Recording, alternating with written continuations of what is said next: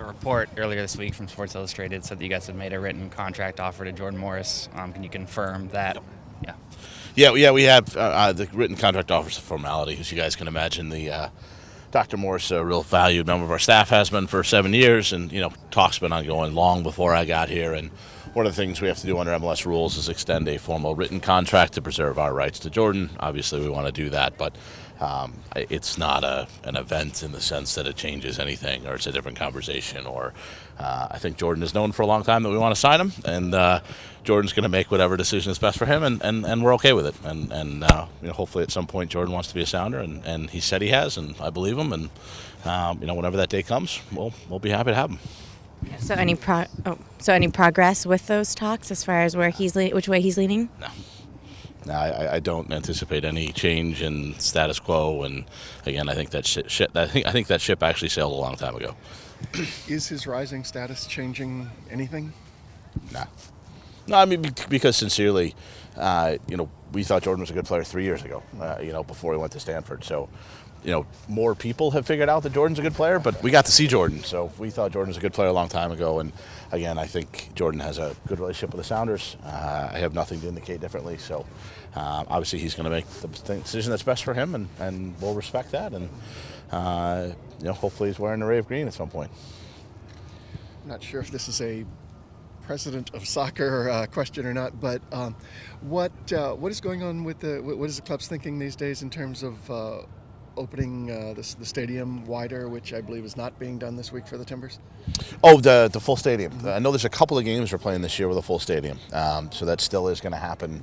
I think the thought was, and admittedly I'm not the business side expert here, so I don't think I'm speaking out of school to say that early in the season with some of the weather concerns, and as you guys can imagine, 3 months in, I'm not really a Seattle weather expert at this point, but I'll take their word for it that it's cold and rainy this time of year, and so maybe the concern was we wouldn't sell as many tickets, and so it wasn't worth the expense of trying to figure out how to open the stadium. I know it's related to construction in this case too, because the Seahawks are finishing up those new seats, and I'm not sure we even could if we wanted to. So, similarly, do you know if with the Seahawks schedule out now, is that they play a lot at home in November? Or do you have any playoff concerns? And I believe that they have their Monday night game right behind your Sunday Galaxy game, both national TV, both wanting to look good, but might that game move, or are you guys going to play it with gridiron lines?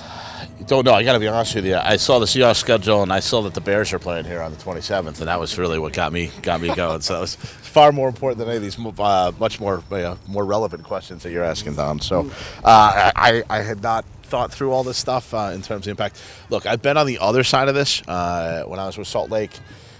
We were playing Seattle in the playoffs, and there were concerns around Seahawks games and lines on the field and things like that, and we were able to work it out. So that's the one precedent I have, and I have to think that given some cooperation from the league, we can work it out. And as you know, we're not the only stadium with football conflicts, and we'll do everything we can to avoid those. With the understanding that we're not the primary tenant in that building, and so it's not all up to us. I guess you'll know better Sunday, but what are you making of your first Timbers week? It's been fun so far. All these guys came out to watch us now. It's a coaching course. No, it's a lot of fun. I mean, I've been a part of big games against the Timbers, but not as a member of the Sounders. So we played a conference final game there. So I'm somewhat familiar with the passion and the tension, but obviously it's a different level. And look, I think this is the biggest rivalry in the league. Playing games like this is the reason why I came here. I think it's a lot of fun, and I think if you watch training today, the guys are up for it. It's one of those games. It's not a playoff game, but it's a pretty reasonable approximation thereof in regular season terms, and it's fun. It's a fun game to play, and the crowd's going to be into it, and I think it's going to be a good time, good entertainment.